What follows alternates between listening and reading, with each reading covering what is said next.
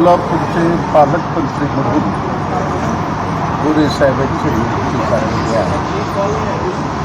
परंतु सोलापूरचं दुर्दैव आहे, शहरातला किंवा जिल्ह्यातल्या कोणत्या तरी आमदाराला जर पालकमंत्रीचे असतं ते सोलापूर आणि जिल्ह्याचे प्रश्न अत्यंत गंभीर आहे. बिडी कामगाराचा प्रश्न असू द्या, यंत्रमाग कामगाराचा प्रश्न असू द्या, रेल्वेचा प्रश्न असू द्या, उद्योगधंद्याचा प्रश्न असू द्या, पाण्याचा प्रश्न असू द्या, महानगरपालिकेचा प्रश्न असू द्या, शेतकऱ्यांचा प्रश्न असू द्या, अनेक असे प्रश्न सोलापुरामध्ये आहेत. अनेक लोक मला माझे आमदार असताना सुद्धा मला भेटतात. तर गोरे साहेब फक्त झेंडावंदन करायला येणार, निघून जाणार.